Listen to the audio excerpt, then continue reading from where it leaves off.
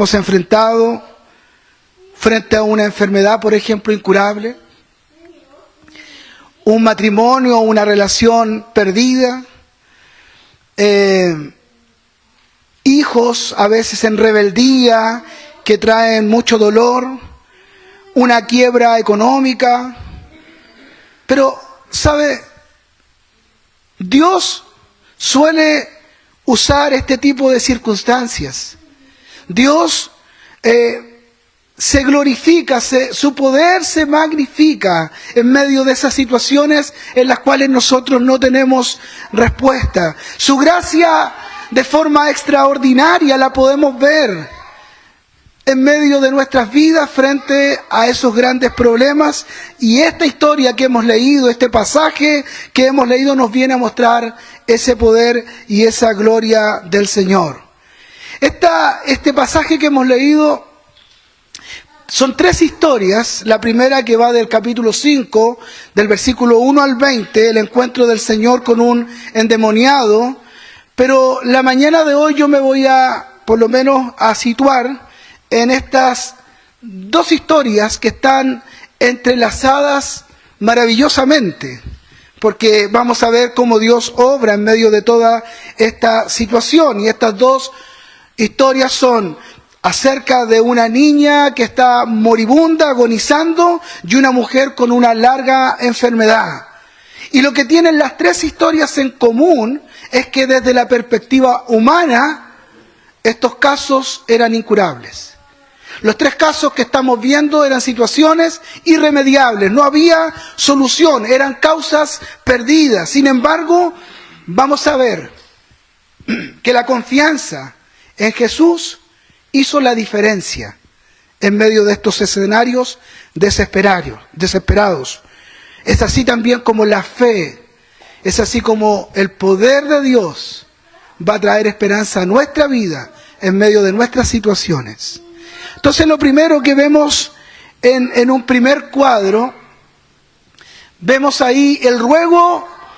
En los versículos del 21 al 24 vemos el ruego de un padre angustiado, de un padre que tiene una hija, ¿no es cierto? Este hombre, que era un principal de la sinagoga, Jairo, tiene a su hija agonizando y se va a acercar a Jesús para tratar de encontrar una respuesta. Pero en este acercamiento de este hombre vamos a divisar y vamos a aprender que hay muchas cosas que están ocurriendo ahí. Y si hay algo que nos enseña la vida, hermano, justamente a través de este pasaje y la vida a nosotros, es que en medio del dolor y de la aflicción podemos hacer cosas que a lo mejor en otros momentos no las haríamos. Y otra cosa importante es que el dolor y la aflicción son lo más democrático que podemos encontrar. ¿A qué me refiero? Que alcanza a todo estatus de persona. Y mientras escribía esto, yo puse ahí: las desgracias no respetan al rico o al pobre. Y acabamos de vivir en nuestro país una situación de este tipo, como la desgracia alcanzó por un lado a todas esas personas en Viña del Mar, en Valparaíso, Quilpué, personas de estrato social bajo, ¿no es cierto?, gente pobre, en los cerros, con este gran incendio y todas esas personas que murieron. Y al otro lado, inmediatamente después, tenemos también la muerte de un expresidente, un hombre adinerado, uno dentro de los 100 hombres más ricos del mundo. La desgracia alcanza a todos. Nadie se puede escapar. La desgracia no va a hacer diferencia entre el sabio o el necio. Y en este caso Marcos nos está relatando la historia de un hombre que era importante. Un hombre que era un hombre respetable, era un hombre próspero. Su nombre era Jairo, y nos dice que era un principal de la sinagoga, el lugar donde se reunían los judíos para adorar y para escuchar la palabra de Dios. Jairo tenía una posición muy visible, era un principal no era cualquiera. Tenía una posición muy respetable en la ciudad de Capernaum, el centro de operaciones de Jesucristo en su ministerio. Y ahí es donde se desarrolla esta historia, y seguro que él tenía una cercanía importante con todos los líderes judíos, siendo él un principal de aquel lugar. Para este tiempo del ministerio de Cristo, a Jesús le tenían un gran odio y apatía.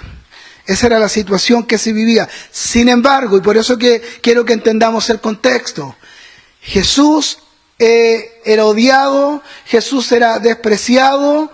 Sin embargo, un hombre importante, un principal, lo encontramos aquí buscando y postrándose de rodillas delante del Señor Jesús, rogándole humildemente que venga a su casa porque su hijita estaba a punto de morir.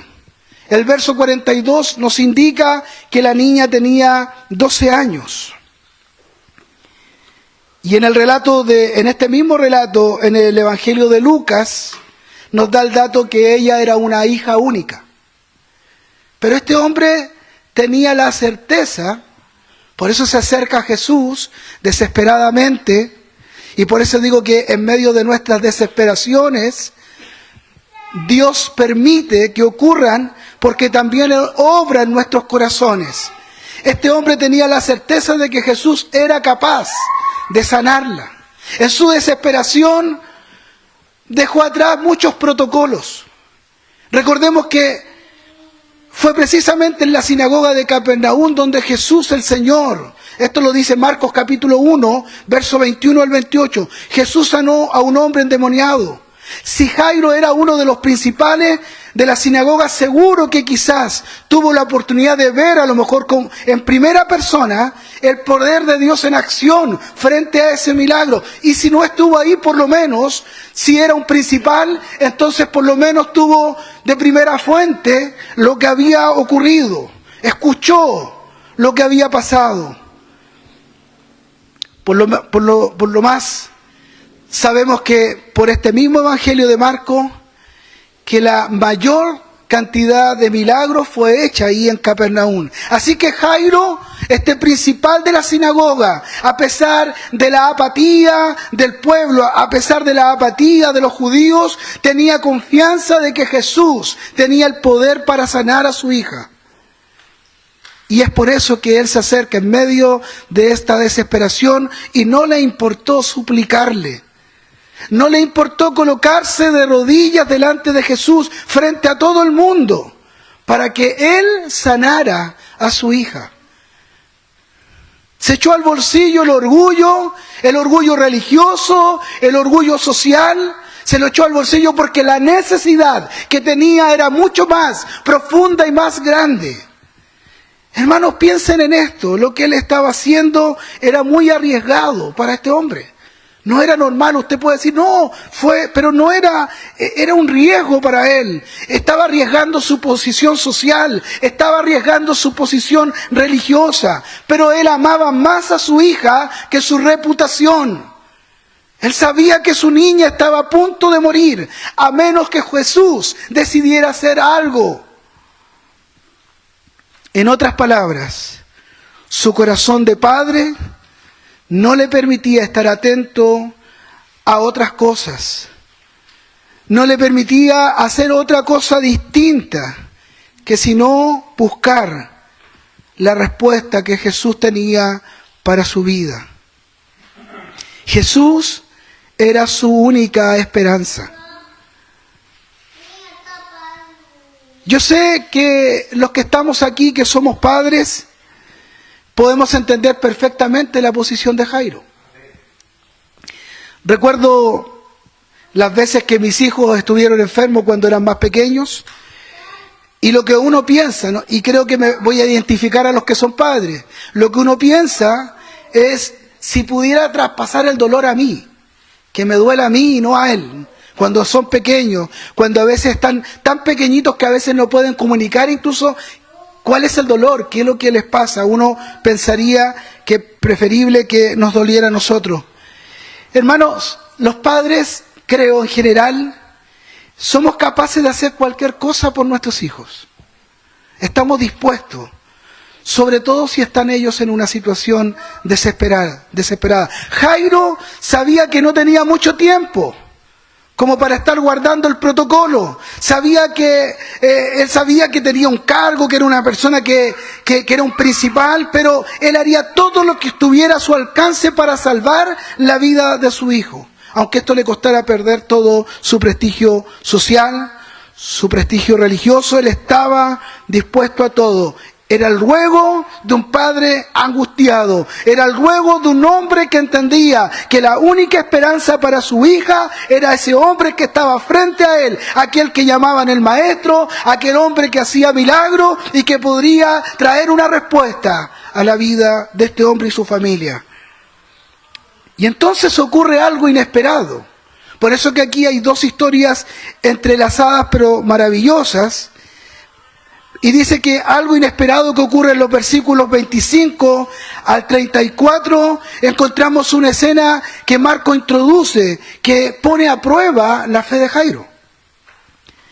Esa fe que él había demostrado tener hasta ahora ahí, frente a Jesús, poniéndose de rodillas, dejando todo atrás, todo su orgullo, ahora se ve puesto frente a una prueba, porque lo que ocurre aquí en el relato es un retraso incomprensible.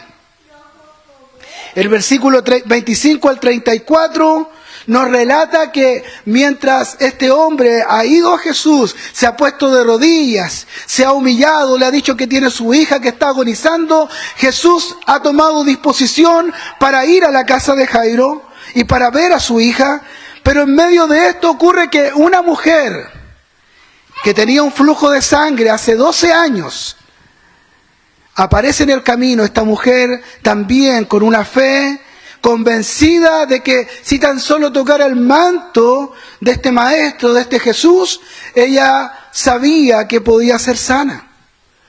Y entonces aquí ocurre una historia que va a traer, como dice el punto, hay un retraso incomprensible. Hermano, muchas veces es extraño y aún misteriosa a veces la providencia de Dios. Yo no sé si a usted le ha ocurrido. A veces las cosas que usted está frente a una desesperación y uno dice, Dios siempre responde, parece como en el último momento. Es como que nos estuviera ahí aprisionados y estamos esperando la respuesta. Y no puede ser, no sé, si tenías que cubrir algo económicamente y estás frente a una aflicción, no podía llegar 5 días antes. No, tiene que llegar a veces en el día. Y eso nos pone a nosotros frente a una posición, y esto aprendámoslo muy bien, frente a una posición de nuestro corazón que Dios quisiera que siempre estuviera. Que es esa posición de que, Señor, tú eres solo tú mi esperanza, no tengo más donde ir, no tengo otra puerta que golpear, ya las he golpeado todas. Nuestras mejores oraciones son en los tiempos de aflicción, cuando vamos a las plantas del Señor y nos derramamos, le decimos, Señor, por favor, ya no tengo alternativa, ya no sé qué hacer. Ese corazón, esa disposición de nuestra mente, esa actitud de todo nuestro ser, pareciera que es algo que Dios quiere siempre. Y encontramos que Dios, en su providencia,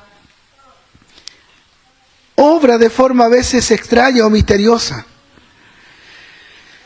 Hay aquí solo un dato, pero es interesante. ¿Cuántos años tenía la niña, la hija de Jairo? ¿Cuántos años esta mujer venía padeciendo de su enfermedad? 12. O sea, es probable, si sacamos las cuentas, obviamente, que esta mujer comenzó su enfermedad cuando esta niña estaba naciendo, en estos 12 años. Esta era un bebé, estaba naciendo, y esta mujer ya comenzaba con esta enfermedad que sería un tormento para su vida. Y estas dos historias, que probablemente hayan ocurrido en el mismo año que nacía esta niña, en el mismo año esta mujer tenía esta enfermedad, se entrelazan y son historias que se fueron desarrollando por separado cada una de ellas, pero que ahora, en este pasaje, de repente se juntan y se juntan en la persona de Jesús. Porque Jesús es el que está en medio de estas dos historias. Y van a quedar registradas aquí en el Evangelio de Marcos y quedarán unidas por siempre. Y serán predicadas, tal como lo estoy haciendo yo hoy día, hasta que Cristo venga. Esta mujer no solo tenía un serio problema de salud, de este flujo de sangre de hace 12 años, ella también tenía un serio problema religioso y social. Porque no solo era que estaba enferma. Cuando una mujer tenía una menstruación, su periodo en el Antiguo Testamento era considerada religiosamente impura. De manera que por 7 días, según la ley, ella no podía participar de reuniones de adoración en la sinagoga, ella no podía acudir al templo, porque todo lo que ella tocara quedaría impuro. Ella no podía abrazar a sus seres queridos por 7 días, solo cuando tenía su periodo de menstruación. Y esta mujer hacía 12 años que padecía de esta terrible enfermedad. Así que aparte de la enfermedad misma, que ya era un azote terrible para ella, esta mujer debe haber sufrido la vergüenza. Esa vergüenza de que socialmente no podía participar en nada. Por lo tanto, eso significa soledad, significa incomprensión de la gente que quizás pensaban en el antiguo tiempo, y muchas veces hoy día nosotros tenemos una mentalidad a veces parecida, y espero corregirla en esta hora a través de esta palabra, porque muchas veces creemos que porque alguien está viviendo algún dolor, alguna situación difícil, alguna enfermedad, y entonces como que hubiera una maldición de Dios sobre esa persona. Entonces esta mujer acarreaba con eso. Porque la gente podía preguntarse y decir, seguramente hay algún pecado que ella cometió y esto le ha traído esta enfermedad. Hermanos, todos esos elementos se juntan en el corazón cuando uno está en una condición como la de esta mujer. Y lo peor para ella es que ya había gastado todos sus recursos. Dice el texto que lo había gastado todo yendo de un médico a otro y ya no tenía nada. Había probado toda clase de remedios, todas las situaciones. Imagine todo lo que esta mujer había hecho en 12 años para tratar de sanar y nada daba resultado. Imagino que cuando ocurre algo así, uno comienza a perder la esperanza de que algún día podrá salir de esa situación. Esta mujer estaba realmente desesperada. Ella no tenía esperanza alguna de encontrar solución a su problema. Por lo menos desde el punto de vista humano, pareciera que todas las puertas estaban cerradas. No había nada que hacer. ¿Hasta qué? Hasta que se entera que Jesús había vuelto a la ciudad de Capernaum. Y al igual que Jairo, ella decide poner a un lado todos los protocolos sociales y religiosos. Ella decide mezclarse entre la multitud para llegar hasta Cristo, porque pensaba que si tan solo tocaba el borde de su manto, ella sería sana. Hermano, solo para poner en contexto y pensar, Jesús era un maestro que las multitudes le seguían, que hacía milagros. Por lo tanto, mucha gente estaba ahí. Yo quiero decirle que esta mujer, no es que el resto de la multitud dijo no abran paso, que la señora quiere pasar donde Jesús. Dice que se abrió paso. Tiene que haber sido muy difícil. Yo solo una vez recuerdo haber tenido que pasar entre una multitud y después que terminé de pasar y desesperadamente tuve que pasar en una masa, digamos, que apretaba y que tiraba, y después de haber pasado 45 minutos para salir de ese lugar, quedé completamente, primero angustiado, pero tremendamente cansado, agotado. Esta mujer, solo quiero que piense eso, que no fue fácil. Ella decidió seguramente, dijo, si tan solo suena romántico, suena lindo, nosotros lo repetimos, si tan solo tocara el manto, el borde de su manto, seré sana. Pero no fue fácil, seguramente requirió un tremendo esfuerzo. Y piense usted que la condición de esta mujer era una mujer que tenía un flujo de sangre. O sea, lo debilitada que estaba. Solo para que lo tengamos ahí en nuestra mente.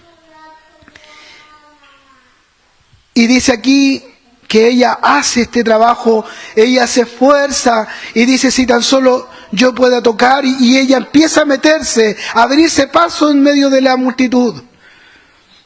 Y en el versículo 29 dice, y enseguida, cuando ella tocó el borde del manto del Señor, enseguida. Esa frase es una frase, y esa palabra está en el libro de Marcos, pareciera que es su favorita, la repite muchas veces, y enseguida, al momento, al instante. Y esto es impresionante, esta mujer tan pronto tocó el manto de Jesús, ella sintió que la hemorragia que había tenido inmediatamente se había cortado. Algo había ocurrido, lo que los médicos no habían podido hacer durante 12 años. Todo el dinero que ella había gastado, Jesús lo hizo en un segundo y sin pagar nada. El Señor había obrado en su vida. Esta mujer sabía que lo que acababa de hacer podía meterla en problemas. Recuerde que era una mujer que era declarada impura por la religión. Entonces, ella se acerca a Jesús en esa condición que se encontraba. Va y va a tocar a este rabino, a este maestro. Entonces su cuerpo, su ropa, todo lo que ella hiciera iba a afectar, iba a dejar impuro a aquel que tocara. Por eso dice el texto que ella trata de, después que ha sido sanada, que se da cuenta que algo ha ocurrido, ella trata de desaparecer. Ella trata de escabullirse en medio de la multitud. Pero Jesús hace algo distinto. Cuando lo que Dios hace no cuadra. Y Jesús pregunta, dice, ¿quién me ha tocado?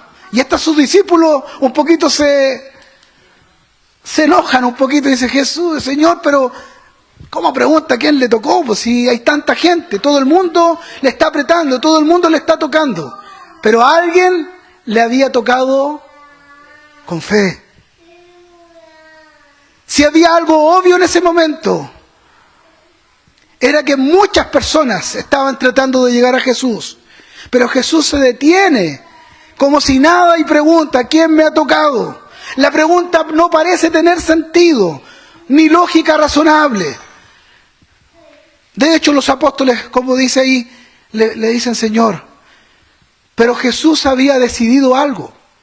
Jesús había decidido sacar a la luz lo que acababa de ocurrir. Lo que esta mujer quería guardar en silencio, Jesús no quería que quedara en silencio. Jesús quería que se supiera. Y hay tres cosas importantes que nosotros debemos resaltar en estos dos versículos. Por un lado, nosotros vemos que el Señor aprovechó la ocasión para ayudar a esta mujer, para que ella tuviera un mejor entendimiento del milagro que había ocurrido en su vida, porque luego Él va a hablar con ella. Recuerden que ella creía que debía tocar el manto de Jesús para ser sana. Esa era su convicción. Pero el Señor le hace ver que fue su fe la que hizo la diferencia. Fue su fe, no su ropa. Fue su fe. La ropa de Jesús no tiene ningún poder. Es Cristo el que obra en nosotros, por medio de la fe. Así que lo que está aquí involucrado es la persona de Jesús y la fe de esta mujer que se ha acercado. Jesús le dice, hija, tu fe, no mi ropa. Por medio de tu fe has sido sano. Pero por otra parte, al hacer esta declaración en público, el Señor estaba haciendo saber a todo el mundo en ese instante que esta mujer había quedado ceremonialmente limpia. Ha tenido un acto público en ese minuto para declarar frente a toda esa multitud que esa mujer que sufría de un azote y del estigma religioso, social, ya había sido sana. Había sido sana. Estaba limpia. Cristo está haciendo esta declaración pública y por primera vez esta mujer, después de 12 años, comenzaba a vivir una vida normal. Por primera vez, después de 12 años, ella podía estar en su familia libremente, juntarse con sus amigas. En 12 años no había podido hacer esto. Así que fue por su bien que Jesús no dejara que ella se fuera en secreto y en silencio de lo que el Señor había hecho con ella, sino que el Señor quiso que fuera público. Pero hay algo mucho más importante en el versículo 34. Él le dijo: hija, tu fe te ha hecho salva. Vete en paz y queda sana de tu azote. Esta mujer se había acercado a Jesús para obtener sanidad. Sin embargo, Jesús le está dando sanidad y salvación. Vete en paz. La palabra paz es shalom. Amén. El Señor le está diciendo shalom para tu vida. Tú ya estás en paz con este mundo, con la sociedad que te rodea. Pero mejor aún, no solo ha sido liberada del estigma religioso y social, sino que el shalom que Dios le ofrece a esta mujer al salvarla es que ahora estás en paz con Dios. Has sido reconciliada. Ahora Dios es tu Padre y tú eres su hija. Eso es lo que ha hecho Dios también con nosotros. Ha sido puesta en comunión con el Padre. Esta mujer por 12 años había llevado en su cuerpo el recordatorio de la corrupción que todos nosotros tenemos en nuestra alma por causa de nuestros pecados. Pero Cristo había removido en un instante no solo su enfermedad, sino también su vergüenza y su culpa. Es lo que ha hecho Dios con nosotros. Ahora, imaginen ustedes lo irritables que están ahí los apóstoles. Imaginen en el mismo cuadro, hay una niña que se estaba muriendo. Ha venido un hombre principal de la sinagoga a pedirle: Señor, se ha postrado a los pies, le ha rogado y le ha dicho: Señor, por favor, haz algo, tú eres mi única esperanza. Jesús va camino hacia allá y ocurre este cuadro de esta escena de esta mujer que ha sido sanada. Imaginen ustedes los discípulos al lado de Jesús diciendo: si íbamos para allá, íbamos a la casa de Jairo. Imagínense, no los discípulos, imagínense a Jairo, que cada segundo cuenta, ¿o no?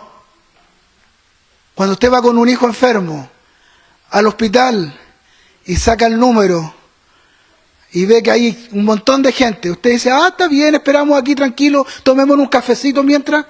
No, usted quiere que lo atiendan lo más rápido posible porque es una urgencia, porque es una emergencia, porque la vida de esta hija estaba en juego. Así que imagínese, la angustia de Jairo va en aumento.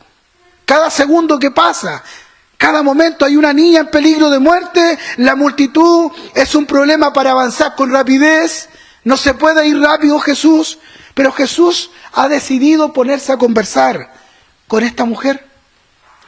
Pudo haberla sanado y ya, pero Jesús quiere conversar con ella. Lo que está haciendo Jesús parece claramente no muy racional. No muy racional bajo nuestra mirada. De hecho, parece irresponsable. Parece que tiene una... Si yo estuviera ahí y fuera el padre de esa niña, diría: Jesús tiene una falta de sentido común, pero terrible. ¿Cómo no está entendiendo? Si hay una hija que está muriendo, ya, sanó a esa mujer, pero váyase rápido. No, pero él está ahí conversando. Así que Jesús tiene sus tiempos. El Señor obra de forma distinta a lo que nosotros pensamos. Y eso fue exactamente lo que hizo Jesús. Tomó su tiempo, sanó a esta mujer que estaba enferma. Y la lógica nos dice que si esta mujer llevaba enferma 12 años, ¿qué más daba que esperara un día más? Pero la urgencia, lo real, lo importante era una niña de 12 años que estaba a punto de morir. Nosotros, nuestra lógica funciona así. De hecho, es más, si estuviéramos, por ejemplo, en un hospital y viéramos que llega una mujer con un flujo de sangre y una niña que está a punto de morir, y el médico decidiera atender primero a la señora del flujo de sangre, diríamos nosotros, ¿cómo no ve las prioridades? ¿Cómo no ve qué es primero? Si la señora puede esperar un poco más, la niña está a punto de morir. Bueno, Jesús hizo todo lo contrario. Por eso que el título es cuando Dios hace cosas que a nosotros no nos cuadran. Pero el Señor siempre hace lo correcto. Amén. Eso fue exactamente lo que ocurrió. Y bueno, por supuesto ocurrió lo que todos temían. Él conversó con la mujer, sanó a la mujer, dialogó con ella, se tomó un tiempo, y luego cuando va a emprender el camino de nuevo, ¿qué ocurre? Le dicen a Jairo, Jairo, ya no molestes más al maestro, tu hija ya murió, así que ya no es necesario que tú sigas. Ocurrió lo que todos pensaban. La niña muere, y eso levanta el tercer punto de este sermón, de este mensaje, y es que el poder, la compasión y la ternura de Jesús cuando todo parece perdido. Imaginémonos, hermanos, pongámonos en la situación de Jairo.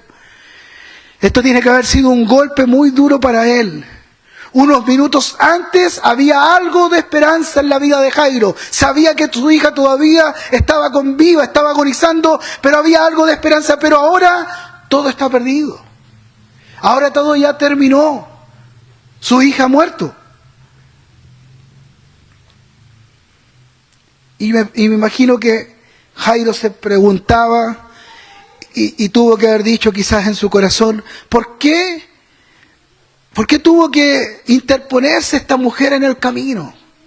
Esta mujer que quitó tiempo al maestro para que llegara a mi casa. Jairo podría pensar, ella llevaba 12 años enferma, podría haber esperado un poco más y darle la oportunidad a mi hija, que tan solo tenía 12 años, o sea, tenía una vida por delante.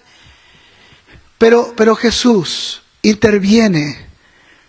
En el versículo 36, interviene para colocar en perspectiva correcta la mente y el corazón de Jairo.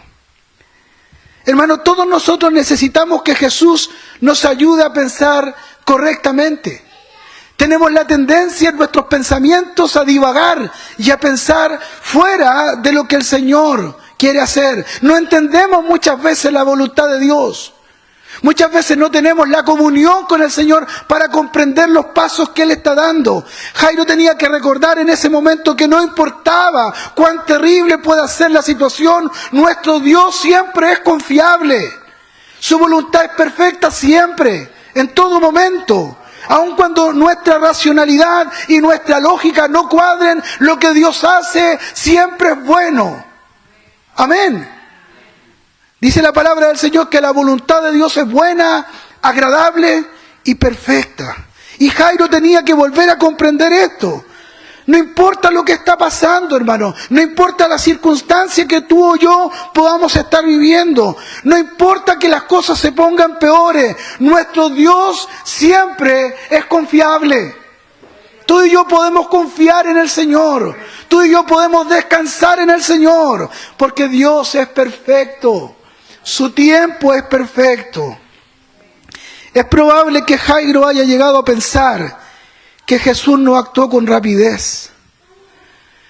Si se hubiera apurado un poco más, su hija estaría viva, pero el Señor Jesús sabía que no había ninguna razón para ir rápido.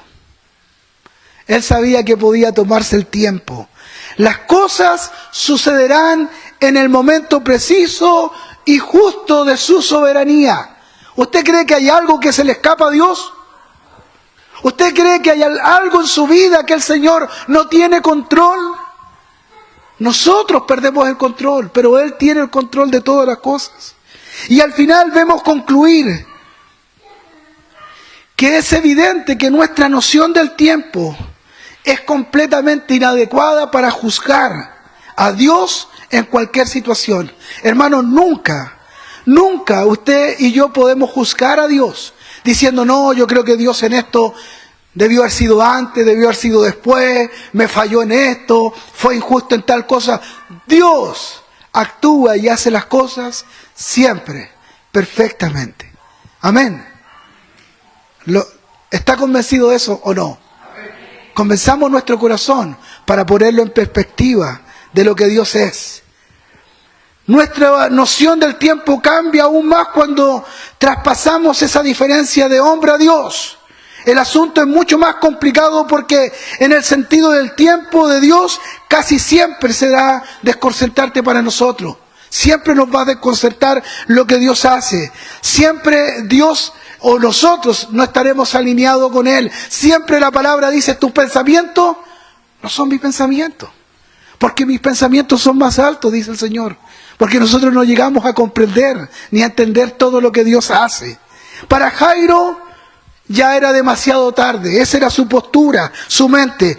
Para Jesús todo estaba saliendo bajo lo previsto, bajo el tiempo que Él tenía. O sea, para Jesús nada había acabado.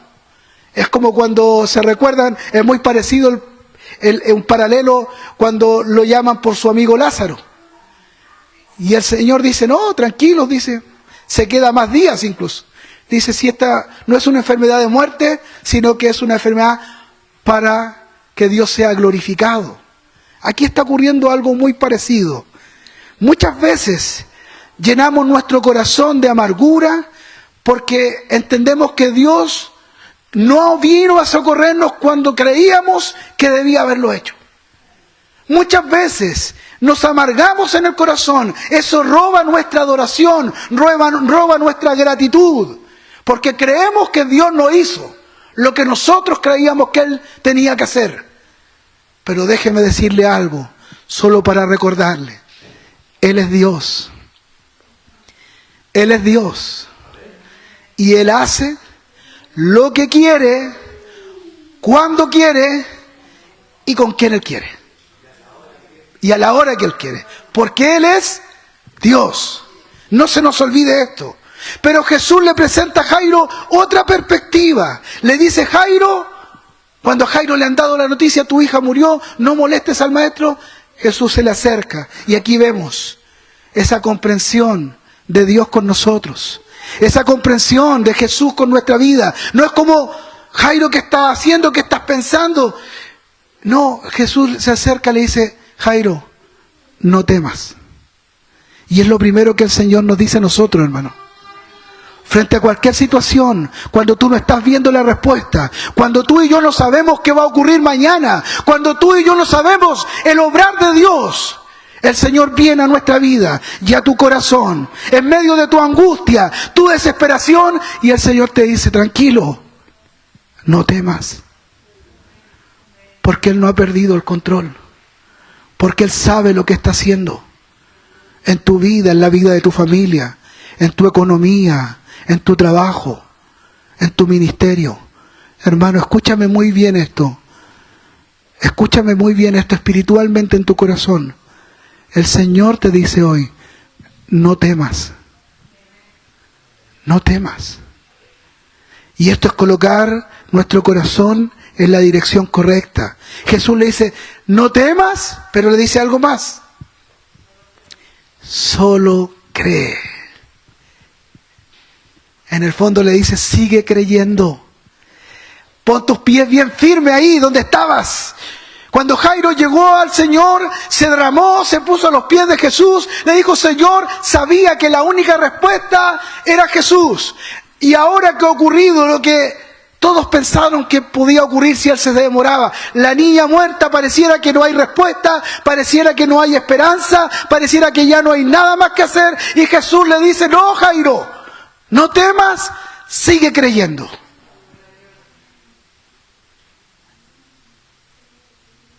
Esta palabra es para ti, hermano.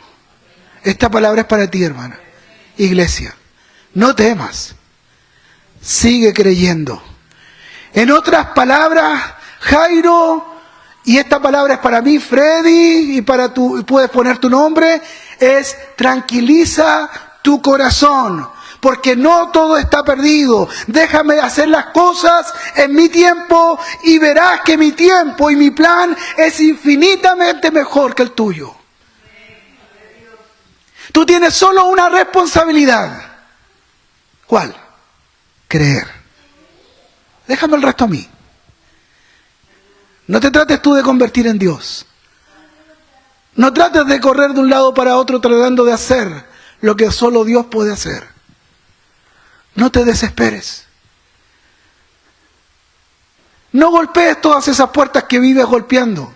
Hay una sola puerta que debemos golpear. Hay una sola puerta en la que debemos implorar. Hay una sola puerta en la que nos debemos rendir. Hay una sola puerta en la que debemos seguir confiando. Es Jesús. Ahí está nuestra respuesta. La clave para poder saber bien a través de una prueba, para poder pasar bien, para poder mantenernos ahí, frente a la situación, frente a la prueba, frente a estos gigantes que se levantan, no es solo creer. Porque puede haber un creer como Jairo inicialmente. La clave es seguir creyendo.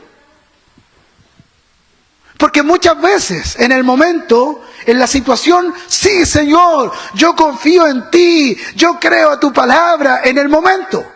Pero luego viene una situación que nos mueve el piso, y nos vamos, y nos caemos, y nos angustiamos.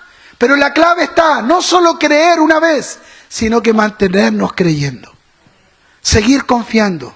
Mantenerse en esa fe y en esa convicción de que Él obrará. El Señor le dice a Jairo, sigue confiando en mí. No importa cuán difícil se pongan las cosas, sigue confiando en mí. Mi poder no ha cambiado, mi amor no ha cambiado, mi fidelidad no ha cambiado. Sigue confiando, sigue creyendo. Yo no defraudo a nadie, dice el Señor. Confía en mí. Dice que cuando llegaron a la casa de Jairo, la niña había muerto. Y dice que había un gran alboroto y un gran llanterío en el lugar. Y yo me puse a buscar y existían en esos tiempos algo que se llamaban las plañideras profesionales. Plañir viene de llorar, sollozar.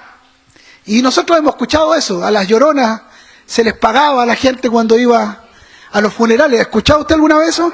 Bueno, esto viene de aquellos tiempos. Y por supuesto que donde había más dinero, había más llanto, porque se les pagaba. Mientras más pagábamos, más personas. Así que Jairo era uno principal de la sinagoga. Era un hombre importante, tenía billete. Entonces, cuando llegaron a ese lugar, había un gran alboroto, dice el texto, y mucho llanto. Pues había muchos pagados llorando ahí. ¡Ah! Y Jesús llega a ese lugar y en medio de todo ese llanto y de todo lo que estaba ocurriendo ahí, el Señor dice que la niña no está muerta, sino que la niña duerme. ¿Y qué dice el texto? Si usted sigue el texto ahí, dice que se burlaron. Fíjese cómo el corazón de los hombres y de las mujeres, del ser humano, es cambiante. Bueno, seguramente, como dije antes, aquí habían varios llorando porque les pagaban.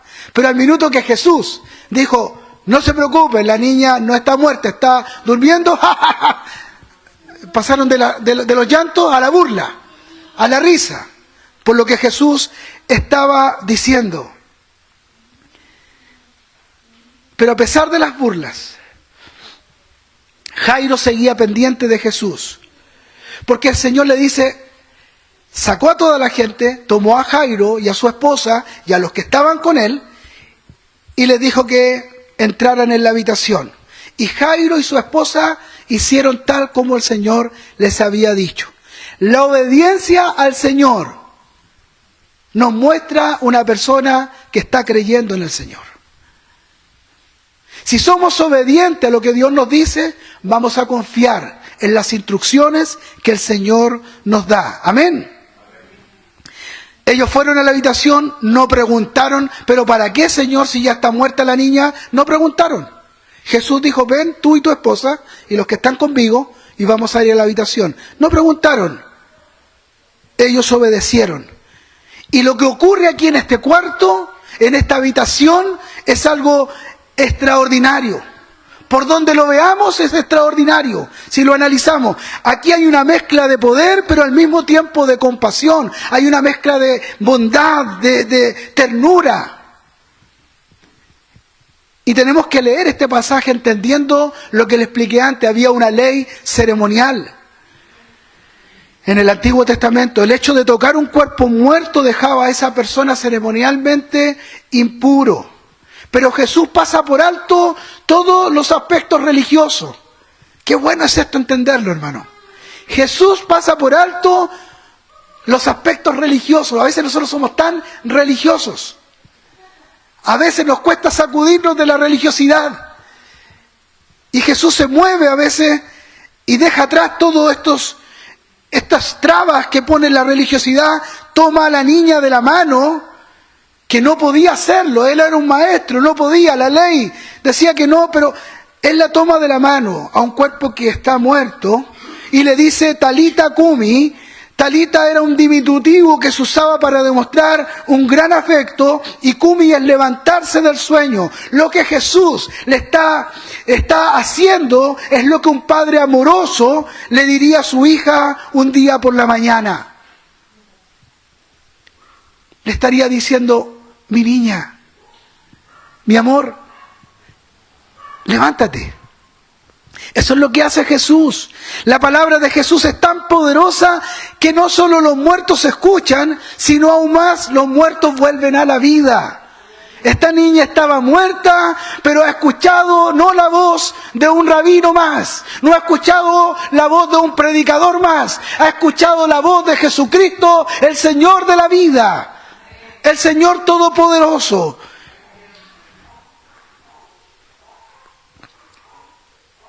Aquí hay un detalle que no podemos pasar por alto. En el versículo 42 y 43 es muy probable que esta niña durante los días que estuvo enferma haya pasado inapetente antes de morir, los días que agonizó. Una persona que está en ese estado casi no come, ¿no es cierto? Pero el Señor acá la está restaurando al estado que estaba ella antes de enfermar. Y ella tiene toda la energía, ella andaba y ahora dice el Señor que le den de comer a esta niña. Se ha puesto en pie, está bien, ya no está agonizante, ya no está muerta, está viva, ha sido recuperada completamente y el Señor le dice que le den de comer. Y pensaba, era un adolescente, había que darle de comer. Los adolescentes comen, ¿sí? Bastante. El milagro de restauración había sido completo, hermano. Total, absoluta. Las cosas salieron exactamente como Jesús quería que salieran. ¿Y qué aprendemos nosotros de estas historias que están entrelazadas? ¿Qué aprendemos nosotros para nuestra vida hoy día, hermano? Por un lado, nuestro Dios no solo sabe qué hacer en situaciones desesperadas, sino que también cuándo hacerlo y cómo hacerlo. El Señor tiene la respuesta. ¿Qué situación tú estás viviendo desesperada? ¿Qué situación tú estás diciendo, parece que el Señor no está respondiendo, parece que el Señor, no, mantente y cree porque el Señor sabe cuándo hacerlo y cómo lo va a hacer Él. Tanto Jairo como los apóstoles pudieron haber pensado que Jesús era negligente, pero esa supuestamente tardanza en nuestra mente era parte del plan de amor que Dios tiene por nosotros. Al final de cuentas Jesús le dio a Jairo mucho más de lo que él había pedido. ¿No es cierto? ¿Qué fue lo que pidió Jairo a Jesús? Jairo le pidió a Jesús que sanara a su hija. ¿Pero qué hizo Jesús? La resucitó.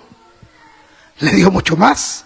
Fue más de lo que él pidió, el milagro fue mucho más extraordinario. Lo hizo para revelarse a Jairo grandemente, para así, de esa forma, fortalecer su fe. Hermanos, hay muchas cosas a veces en las que Dios actúa de una manera que no entendemos frente a lo que estamos viviendo. Muchas veces nuestra mente, nuestra racionalidad no va a comprender. Yo sé que esto es más fácil aceptarlo cuando estamos aquí en el templo. Yo le digo, hermano, Dios va a estar contigo. Amén. Dios es poderoso, no te va a dejar. Tú dices, amén, cuando estamos escuchando al fragor de un sermón, de un culto de oración. Pero cuando estamos pasando experiencias duras y difíciles, a veces nos cuesta mantener esa fidelidad y esa confianza en el Señor. Pero hermano, una de las formas que Dios muestra su amor y cuidado para con nosotros es haciendo las cosas en su tiempo y no en el nuestro.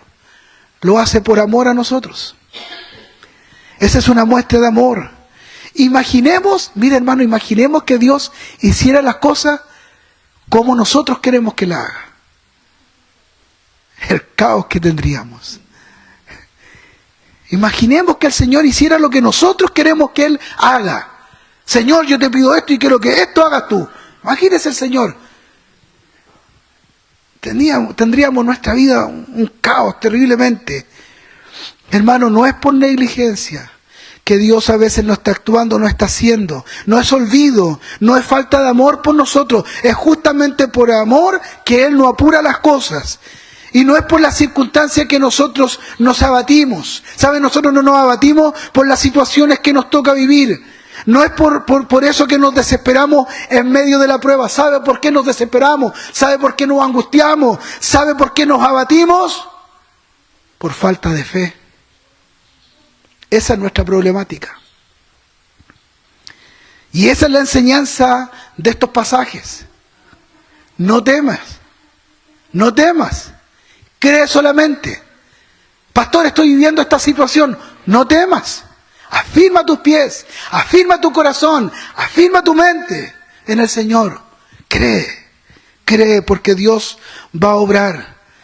No es solo la falta de fe que nos afecta, es nuestra arrogancia, porque detrás de nuestro descontento hacia Dios, porque no está haciendo lo que nosotros queremos que Él haga, lo que hay ahí es amargura, es el pensamiento de que si Dios hiciera lo que nosotros le dijimos, las cosas funcionarían mejor. Hermanos, si nosotros pudiéramos editar el guión que está escrito en los decretos que Dios tiene, hermano, claramente no lo haríamos mejor que Él.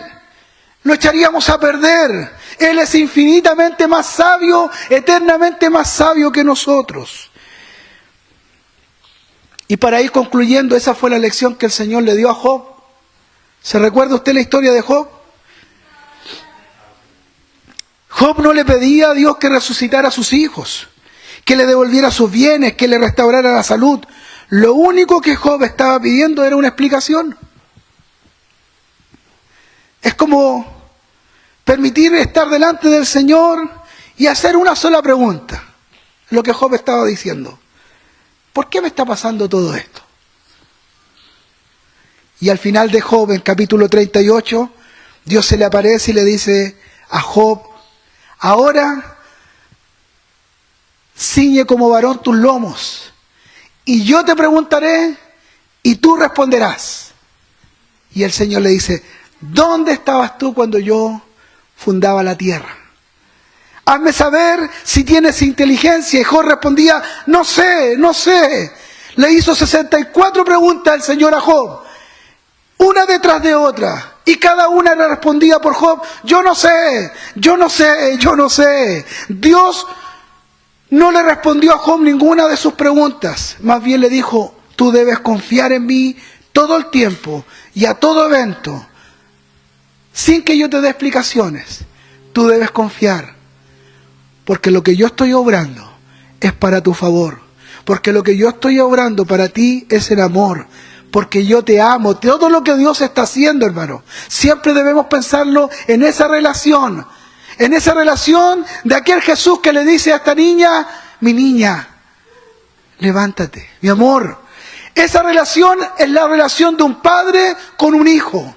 Así Dios siempre está obrando como Padre con nosotros. Por lo tanto, en esa confianza debemos vivir y caminar. Todo lo que está ocurriendo de aquí hasta que Cristo venga, hermano, está bajo el control del Señor. No importa la situación que se haya levantado, no importa el dolor que estés viviendo, cree solamente. Dios está obrando en medio de todo.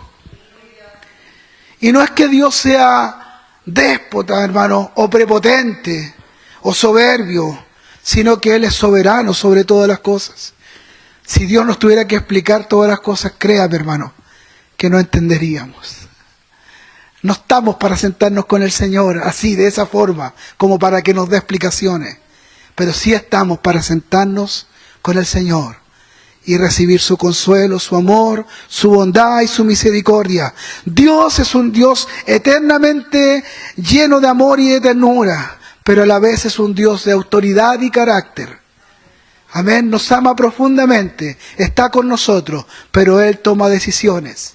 Él tiene la autoridad sobre todas las cosas, y lo que nos resta a nosotros es solo confiar en Él. No importa la metodología que Él esté usando, todo lo que Dios está haciendo es para nuestro bien. No importa cuán paradójico llegue a ser, la lógica de Dios siempre será ilógica para nosotros.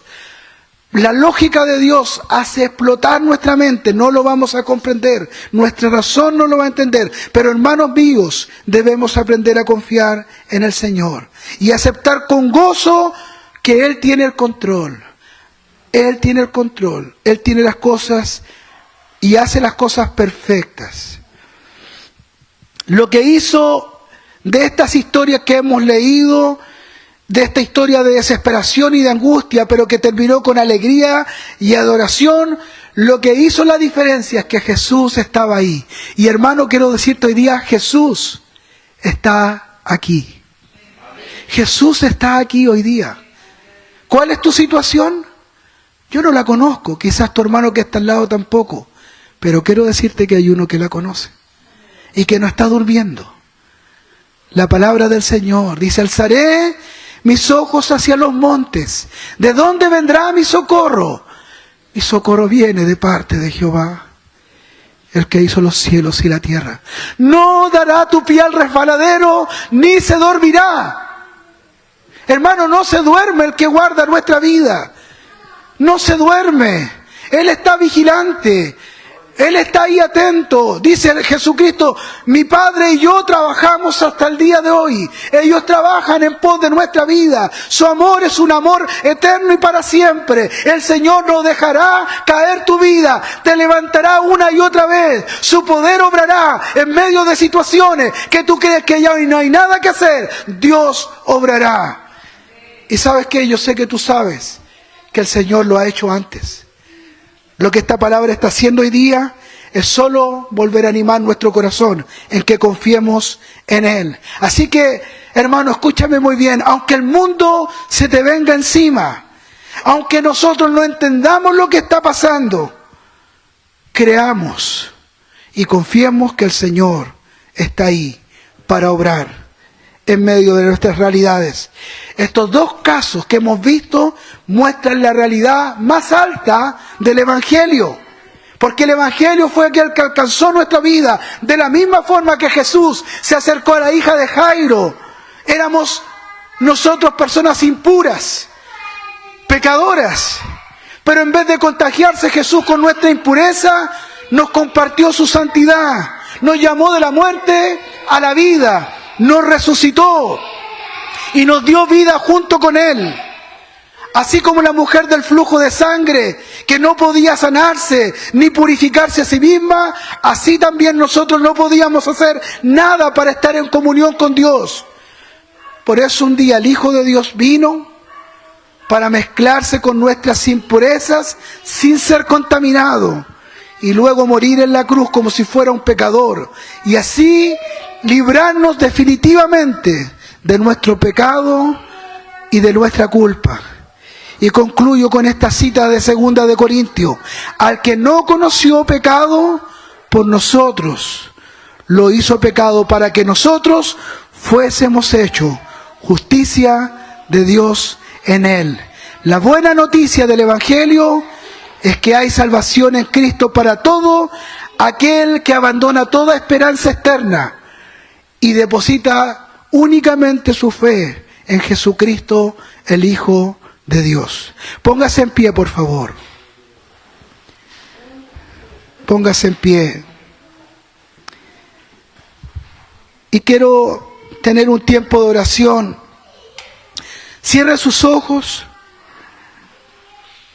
Y quiero orar al Señor.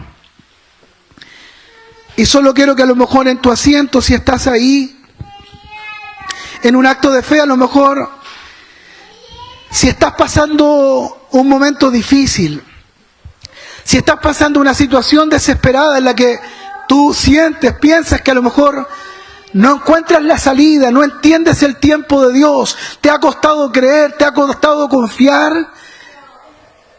Si estás pasando por un dolor, hermano mío y hermana, te animo a levantar tu mano hoy día.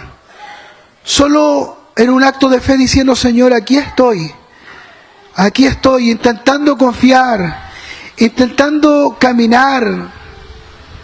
¿Sabes por qué? Porque el Señor hoy día quiere también restaurar tu vida. Tú sabes que en el Señor no hay casualidades, hay propósitos. Y si Dios ha querido hablar hoy día a tu vida, es porque el Señor también tiene consuelo. También el Señor tiene ánimo, nuevas fuerzas para tu corazón. Y vamos a orar al Señor. Vamos a pedir al Señor que el Señor fortalezca en este día nuestra vida. Padre eterno, estamos delante de ti, Señor. Confiados, Señor, confiados en esta palabra que inspira nuevamente nuestro corazón a confiar. Señor, queremos ser muy honestos delante de ti. No queremos hacernos, Señor, los grandes hombres o grandes mujeres, porque muchas veces nuestro corazón divaga, siente angustia, tristeza, soledad, amargura. Porque muchas veces pareciera que tú no estás actuando. O tu tiempo no calza con nuestro tiempo. O nuestro dolor es tan grande, Señor, que a veces nos vemos sobrepasados. Pero sin duda, Señor, al igual que estos pasajes que hemos leído, cuando tú sales al encuentro de un hombre, de una mujer, de una necesidad, de una problemática, Señor, lo primero que queremos entender, Señor, que si tú estás presente, Señor, todo es posible. Que si tú estás presente, Señor, hay puertas que tú abrirás, Señor. Tu palabra dice que dirás la palabra y las cosas serán hechas. Y queremos confiar en ti. Queremos mantenernos en fe en ti. Queremos no solo partir confiando inicialmente. Queremos mantenernos en esa confianza. Queremos creer en ti, Jesús. Padre, yo te ruego por los hermanos y hermanas que están en este lugar, Señor, y que están viviendo situaciones que les han llevado incluso a la desesperación, les han llevado a la angustia, les han llevado a no poder dormir bien, les han llevado, Señor, a estar viviendo otras situaciones más complejas de salud, quizás, Señor, pero en esta hora, Señor, en esta hora, en el nombre de Jesús, en esta hora, en el nombre de Jesús, ese nombre que es por sobre todo nombre, ese nombre que es poderoso, en ese nombre donde encontramos calma en nuestra vida, en ese nombre en que hemos sido salvados y amados, en ese nombre, en el nombre proclamado, en ese nombre grande y poderoso de Jesucristo. En esta hora rogamos por tu vida, rogamos por tu corazón. Y proclamamos libertad, proclamamos sanidad, proclamamos fortaleza, Proclamamos libertad y que toda angustia pueda ser sacada de tu corazón. El Señor, en esta hora, el Espíritu Santo está obrando en tu vida para traer esa quietud que tú necesitas en Él. Ese shalom maravilloso que no es la falta de problema, sino que es saber que en medio de todo lo que estamos viviendo, Él está con nosotros. En el nombre de Jesús, Padre, bendecimos el corazón de tu iglesia. En el nombre de Jesús. Amén y amén. Adoramos al Señor. Bendecimos su nombre.